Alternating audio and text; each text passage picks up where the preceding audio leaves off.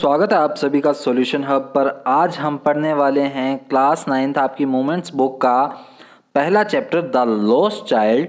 The lost child जो story है वो मुल्क राज आनंद की लिखी हुई है, यानी कि इसके राइटर का नाम क्या है, मुल्क राज आनंद, जो कि एक इंडियन राइटर है नहीं थे, यानी कि इनकी डेथ हो चुकी है।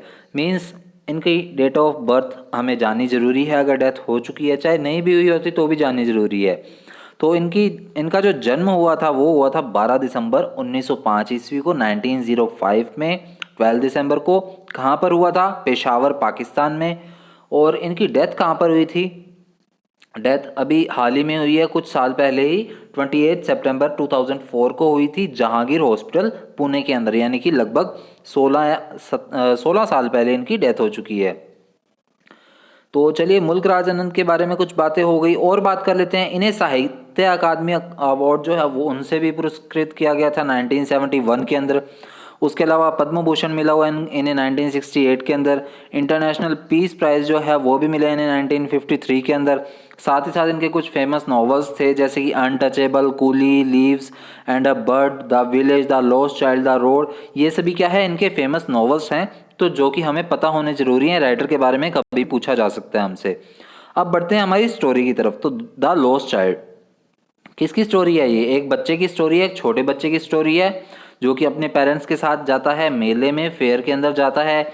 वहाँ पर जाने से पहले वो रास्ते में कभी पगडंडी से, कभी खेतों के बीच में से, कभी रोड से, कभी रोड पर पड़े पत्थर को पैर मारकर इस तरह से उछल कूद करता हुआ जाता है। कभी कभी उसके मम्मी पापा उसे डांटते भी हैं कि इस तरह मत कर, चल सीधा सीधा चल ले।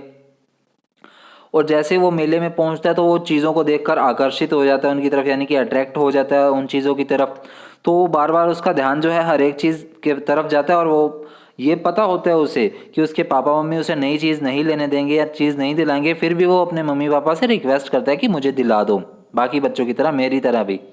क्योंकि हमारी सबकी जब छोटे होते हैं तब आदत होती है इस तरह बोलने की कि ये भी चाहिए, ये भी चाहिए, चाहे उसका यूज़ हो चाहे ना हो। तो इस तरह का ये बच्चा था। तो अचानक से क्या हुआ, चीज़ों की तरफ अट्रैक्ट होते होते ये क्या है, अपने मम्मी पापा से उसका हाथ छूट गया और वो अपने मम्मी पापा से अलग हो गया मेले के अंदर ही, फेयर के अंदर ही। उसके बाद वहाँ पर उसे एक बंदा मिला जिसने इसे काफ़ी चीज़ें ऑफ़र की कि ये ले ले वो ले ले। तब उन्हें उस चीज़ों की तरफ अट्रैक्शन नहीं आया, तब उसे सिर्फ एक ही चीज़ चाहिए थी, उसके पेरेंट्स। तो चलिए देखते हैं डीपली, इस स्टोरी को पढ़ते हैं। सो क्या दिया हुआ है, it was the festival of spring. तो ये कब का, स्प्रिंग का मौसम था, यानी कि काफ़ी पतझड़ का मौसम था, ये कह सकते हैं, पत्ते झड़ रहे थे, बारिशों का मौसम चल रहा था। From the wintry shades of narrow lanes and alleys emerged gaily clad humanity. अब जो विंट्री शेड्स थी, यानी कि हल्की हल्की वहाँ पर धुंध वगैरह पड़नी शुरू हो गई थी, ये कह सकते हैं हम। पतली पतली जो लेन्स थी, गलियाँ थी, उससे क्या है, and Eli emerged gaily clad humanity. अब गेली क्या होता है, हैप्पीली, यानी कि काफ़ी ज़्यादा मतलब खुश थे लोग। लेन्स और एलीज दोनों का मीनिंग होता है स्ट्रीट।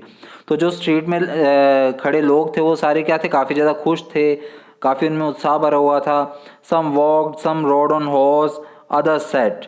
अब कई लोग वहाँ पर चल रहे थे, कई घुड़सवारी कर रहे थे, कई बैठे थे।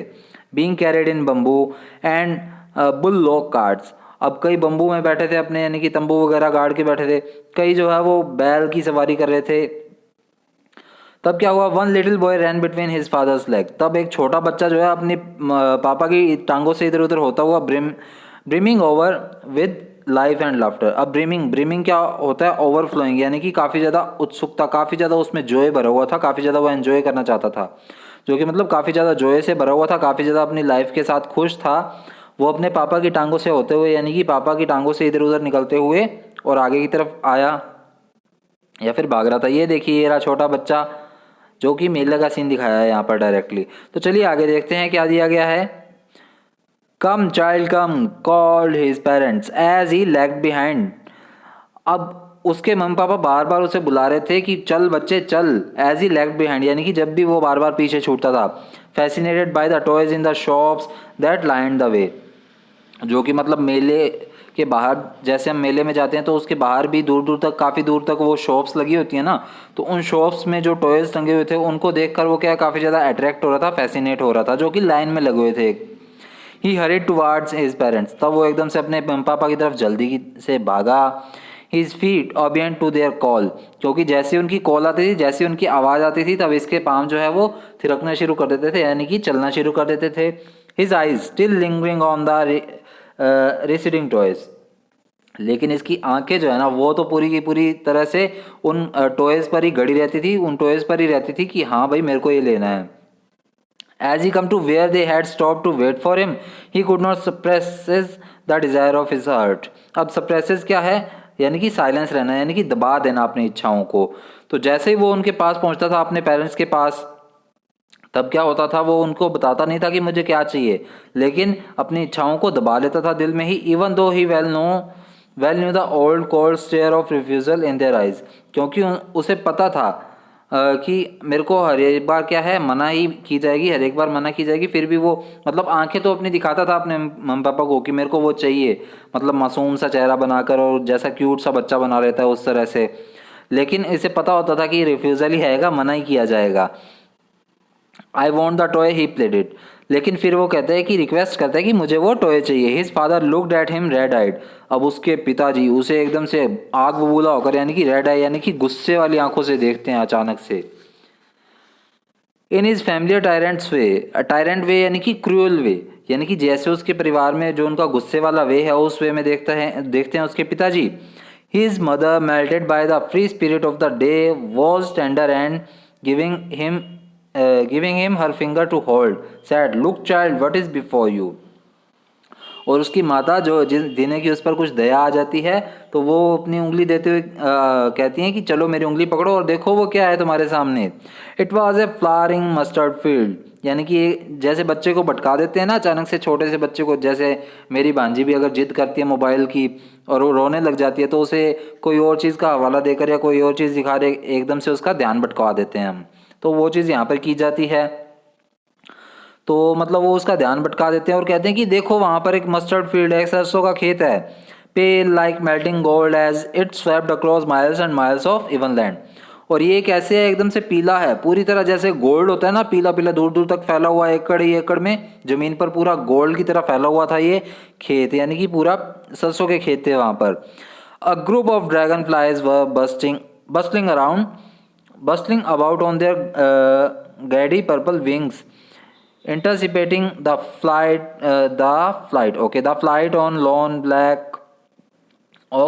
black or butterfly in search of sweetness from the flowers. अब वहाँ पर क्या थी, ड्रैगन फ्लाइज, यानी कि मतलब एकदम से मधुमक्खियाँ टाइप हम कह सकते हैं, वहाँ पर घूम रही थी काफ़ी ज़्यादा.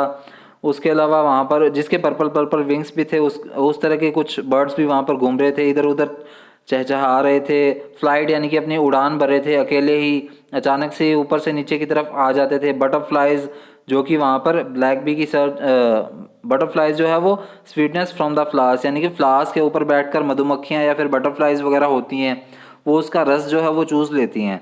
तो उस रस की तलाश में वहाँ पर वो बैठ जाती थी बार बार मधुमक्खियाँ वगैरह. The child followed them in the air with his gaze, अब वो जो बच्चा है वो उनकी तरफ आकर्षित होता है फिर, और क्या करता है, वहाँ पर उनके पीछे भागने लग जाता है, उन्हें घूरने लग जाता है.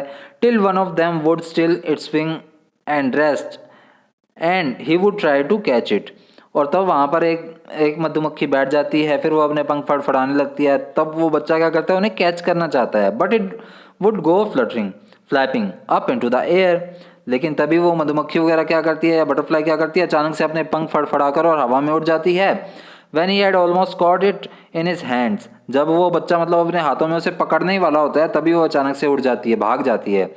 Then his mother gave a cautionary call, come child come on to the footpath, और तभी उसकी मम्मा जो है उसे क्या है, एक चेतावनी देते हुए, कॉशनरी क्या होता है, बिवेयरिंग, यानी कि चेतावनी देते हुए आवाज़ लगाती हैं कि चलो बेटा चलो फुटपाथ पर आ जाओ. यानी कि पहले वो कहाँ थे, सड़क पर थे, फिर कहाँ आगे, सड़क से मतलब दुकान वगैरह थी जहाँ, वहाँ से फिर कहाँ आए, खेतों में आए, उसके बाद वापस से फुटपाथ पर आ गए. He ran towards his parents gaily and walked abreast of them for a while, being however soon left behind, attracted by the little insects and worms along the footpath that were teeming out from their hiding places to enjoy the sunshine. अब वो फिर अचानक से जल्दी से हड़बड़ाहट में वापस से अपने पेरेंट्स की तरफ भागता है, एकदम से बहुत ही तेज़ी से उन्हें फॉलो करता है, और फिर वहाँ पर आगे जाकर रोड पर उसे क्या देखती हैं, वापस से कुछ इंसेक्ट्स, कीड़े वगैरह जो है, वर्म्स वगैरह जो है, वो फुटपाथ के किसी कोने से, जहाँ पर वो छुपे हुए थे, उस कोने से सूरज की रोशनी लेने के लिए बाहर आते हुए दिखते हैं। और वो उन इंसेक्ट्स को देखकर फिर से अट्रैक्ट हो जाता है। Come, child, come, his parents called from the shade of a grove where they had seated themselves on the edge of a well. He ran towards them. अब फिर आगे क्या होता है, वो उसके जो पेरेंट्स हैं वो उसे आवाज़ लगाते हैं वापस से कि आजा बेटा आजा, जल्दी आजा। और वो कहीं किसी पेड़ की छांव के नीचे वहाँ पर बैठ जाते हैं, किसी पगडंडी पर कहीं जगह देखकर जहाँ पर वो बैठना सफिशिएंट समझते हैं, और वहाँ पर बैठकर कहते हैं कि आजा बेटा आजा, तू भी आजा। A shower of young flowers fell upon the child as he entered the grove and forgetting his parents. अब वो जैसे ही पेड़ों के मतलब जहाँ पर पेड़ होते हैं वहाँ पर घुसता है उस एरिया में, तो अचानक से उसके सिर पर काफ़ी ज़्यादा फूलों की बौछार होती है एकदम से, तो वो मतलब अपने पेरेंट्स को फिर भूल जाता है।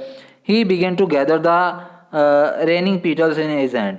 और वो जो ऊपर से वो पत्तियाँ सी गिर रही थी उनको इकट्ठा करना चाहता था अपने हाथों में। But lo, he heard the cooing of doves and ran towards his parents shouting, "The dove, the dove!" The raining petals dropped from his forgotten hands. अब तभी अचानक से क्या होता है, उसे वहाँ पर उसके पेरेंट्स आवाज़ लगाते हैं कि आजा बेटा आजा, डॉव देख जल्दी। तो वो मतलब उसको पीटल्स वगैरह जो भी पत्तियाँ उसके हाथ में इकट्ठी की होती हैं वो सारी वहीं गिर जाती हैं और वो डोव्स देखने के लिए भाग जाता है।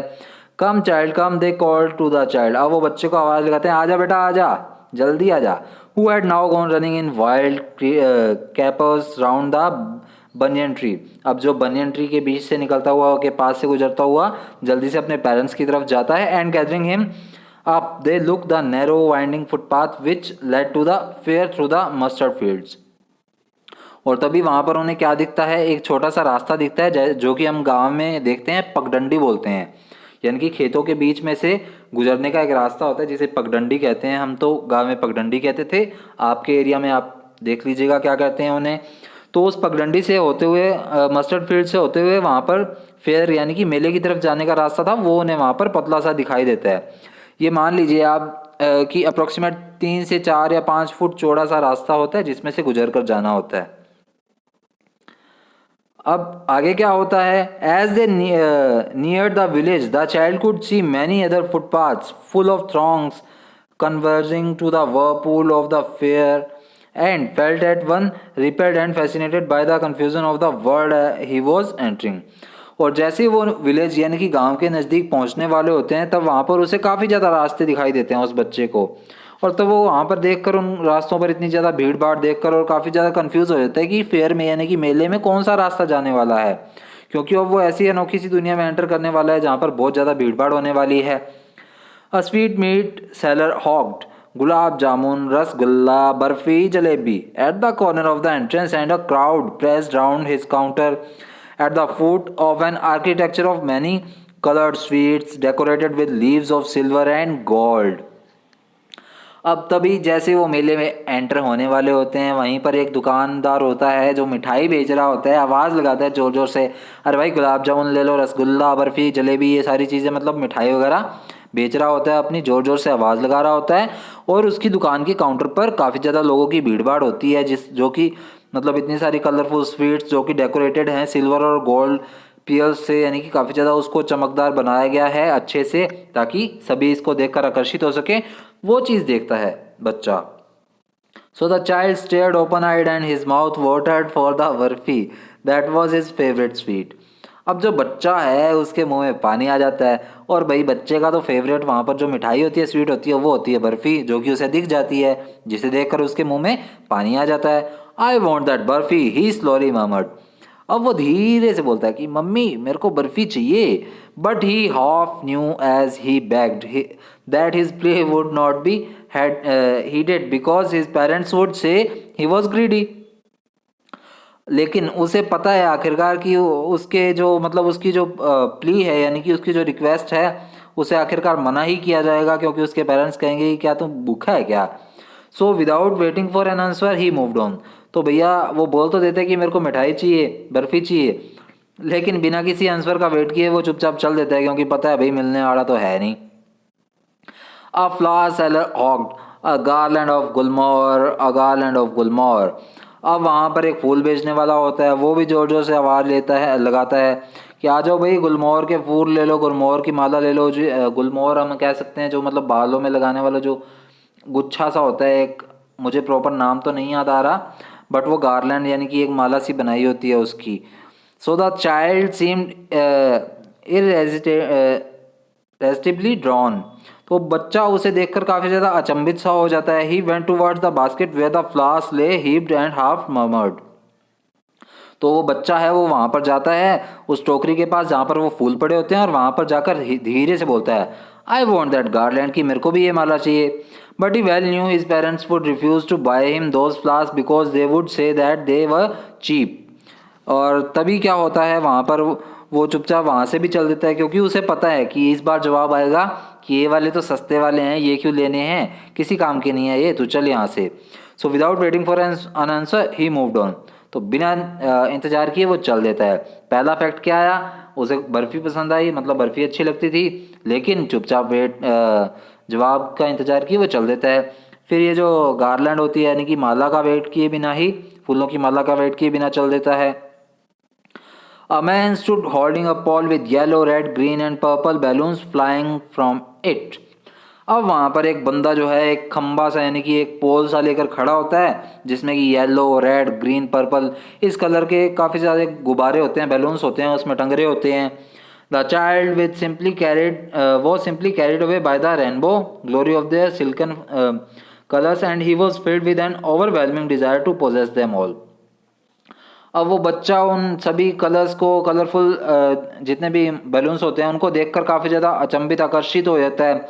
और अब उसके मन में बहुत ज़्यादा तीव्र इच्छा हो रही होती है कि यार मेरे को भी ये पकड़ना है, मैं यानी कि मेरे को भी सारे बैलून्स चाहिए।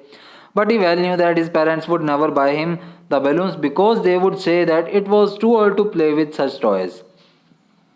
लेकिन अब क्या होता है, वो इस बात का इंतजार किए बिना यानी कि ये सोचकर कि अब जवाब आएगा कि यार तुम इतने भी छोटे नहीं हो कि अब बैलून से खेलोगे, तो वो ये सोचकर वहाँ से चुपचाप चल देता है।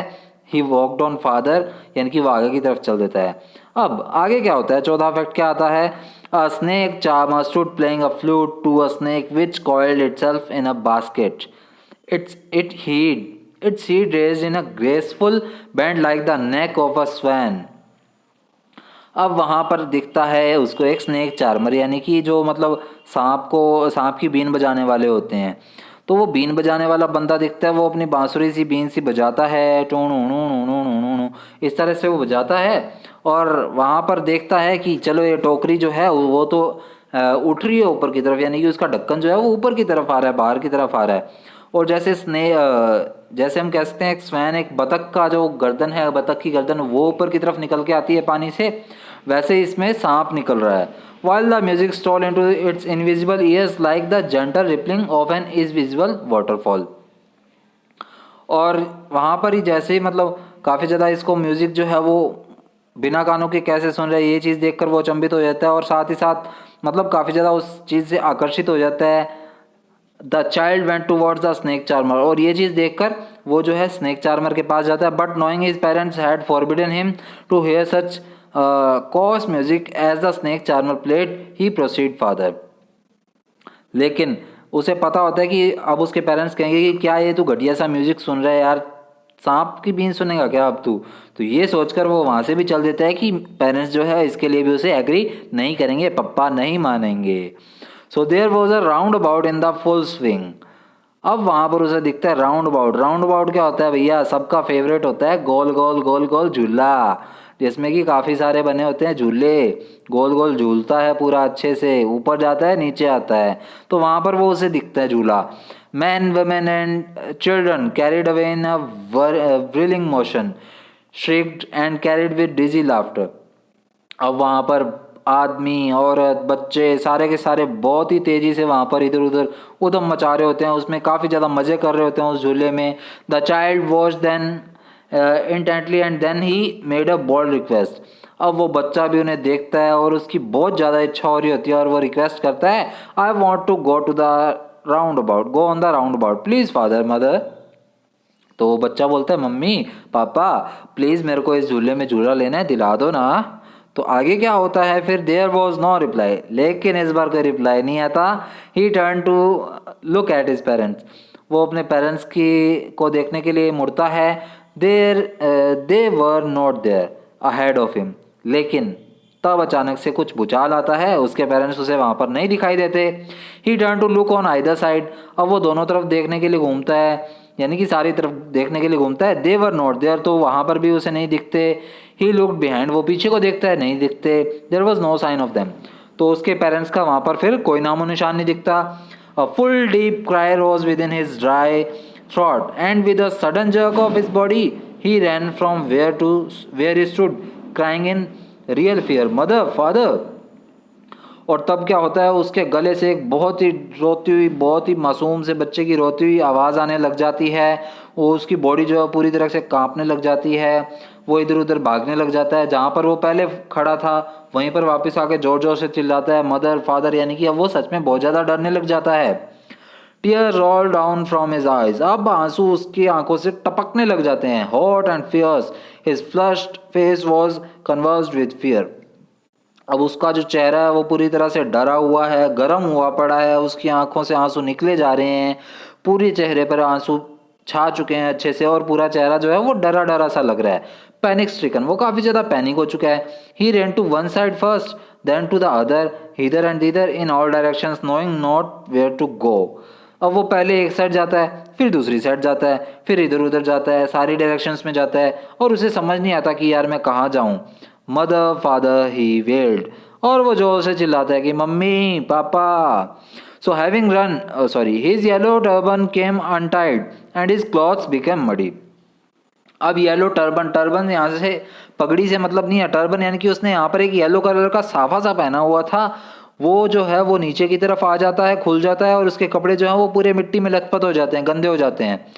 Having run to and fro in a rage of running for a while he stood defeated, his cries suppressed into sobs, अब कभी इधर जाता है वो कभी उधर जाता है, ढूंढता है अपने पेरेंट्स को, तो उसे समझ नहीं आता कहाँ जाऊँ, इधर उधर जा जाके आखिरकार वो काफ़ी ज़्यादा तंग हो जाता है।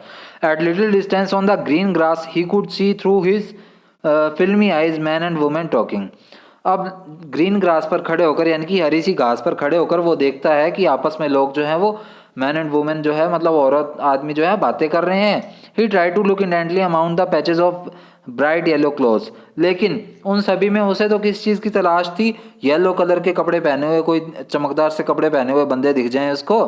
But there was no sign of his father and mother among these people, लेकिन इन लोगों की भीड़ में उसे अपने मम्मी पापा नहीं दिखते हैं। Who seem to laugh and talk just for the sake of laughing and talking, और जो वहाँ पर लोग होते हैं वो तो सिर्फ केवल हंस रहे होते हैं, अपनी बातें कर रहे होते हैं और अपने मजे कर रहे होते हैं, लेकिन इसके मम्मी पापा जो कि इसे ढूंढ रहे होंगे वो भी इन्हें कहीं दिखाई नहीं देते हैं।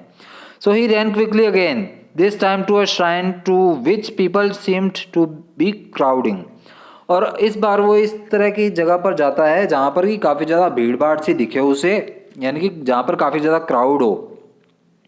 Every little inch of space here was congested with man, यानी कि वो एक ऐसी जगह घुस जाता है जहाँ पर काफ़ी ज़्यादा भीड़ होती है, काफ़ी ज़्यादा कंजेस्टेड सा एरिया आ जाता है जहाँ पर पैर रखने की भी जगह नहीं होती। But he ran through people's leg his little sob lingering mother father, लेकिन वो जैसे तैसे करके लोगों की टांगों से के बीच में से निकलता हुआ छोटा सा इधर उधर भाग जाता है उनके बीच में से ही, और उसके गले से एक ही आवाज़ निकल रही है, उसके मुख से एक ही आवाज़ निकल रही है, मम्मी पापा। Near the entrance to the temple however he the crowd became very thick, अब जो टेम्पल है उसके एंट्रेंस के पास क्या है, जो क्राउड है वो बढ़ जाता है। मैन जोसल्ड ईच अदर, लोग एक दूसरे को धक्का मुक्की करने लग जाते हैं। Heavy man with flashing murderous eyes and hefty shoulders, और वहाँ पर एक बंदा उसे दिखता है जो कि काफ़ी ज़्यादा मोटा सा होता है, और उसकी आंखें जो होती हैं एकदम से खूंखार वाली सी होती हैं, और वहाँ पर वो उसे उसके हैवी हैवी शोल्डर से दिखते हैं उसे। The poor child struggle to thrust a way between their feet but knock to and fro by their brutal movements, अब वो जो बच्चा है उस बंदे के टांगों के बीच में से निकलने की कोशिश करता है, लेकिन वो बंदा जो है ऐसे पीछे धकेल देता है, यानी कि वो नहीं निकल पाता है। He might have been trampled under foot had he not stricken at the highest pitch of his voice father mother, अब वो जैसे तैसे करके उनके बीच में से निकलना चाह रहा है और जोर जोर से बोले जा रहा है मम्मी पापा, लेकिन उसकी आवाज़ उन तक नहीं पहुंच रही है। A man in the surging crowd heard his cry and stooping with great difficulty lifted him up in his arms. अब उनमें से एक बंदे को इसकी जो है आवाज़ सुनाई दे जाती है, इसका रोना सुनाई दे देता है, तो वो बंदा जो है उस बच्चे को अपने हाथों में उठा लेता है, अपनी गोद में उठा लेता है। How did you get your child? तो वो पूछता है कि अरे बच्चे तुम यहाँ कैसे पहुंचे? whose baby are you? तुम किसके बच्चे हो? The man asked as he steered clear of mass. The child wept more bitterly than ever now and only cried I want my mother, I want my father. अब वो जो बच्चा है वो तो भाई कोई जवाब नहीं देना चाह रहा, उसके मुंह से सिर्फ एक आवाज़ निकल रही है कि मेरे को मेरे मम्मी चाहिए, मेरे को मेरे पापा चाहिए। The man tried to soothe by taking him to the roundabout. अब वो बंदा जो है वो उसे झूले की तरफ ले जाता है। Will you have a ride on the horse? पहले वो झूले की तरफ ले जाता है, फिर पूछता है कि क्या तुम घुड़सवारी करोगे? He gently asked as he approach the ring. और मतलब वो जो गोल गोल झूले के पास पहुंच कर पूछता है कि क्या तुम यार ये झूला वगैरह लोगे या घुड़सवारी करोगे? The child's throat tore into a thousand shrill sobs and he only shouted I want my mother, I want my father. लेकिन उस बच्चे के गले से तो एक ही आवाज़ निकलती है जोर से कि मेरे को मेरे मम्मी चाहिए, मेरे को मेरे पापा चाहिए। अब ये झूला है, ये रहा ये बच्चा, देखो मिट्टी में लथपथ सा है, इसके सिर पर एक पगड़ी सी साफा सा बंधा हुआ है येलो कलर का। ये बंदा जो है उसे संभाल रहा है। Then the man headed towards the place where the snake charmer still played on the flute to the swing cobra। और अब वो उस बच्चे को बंदा कहाँ ले जाता है? स्नेक चार्मर यानी कि जो बीन बजाने वाला है उसके पास, और वो वहाँ पर फ्लूट बजाते हुए उसको सुनता है। Listen to that nice music child, he pleaded. अब वो उससे याचना करता है, उससे रिक्वेस्ट करता है, अरे प्यारे से बच्चे इस आवाज़ को सुन लो, ये बीन सुन लो। But the child shut his ears with his fingers and shouted his double pitched strain, I want my mother, I want my father।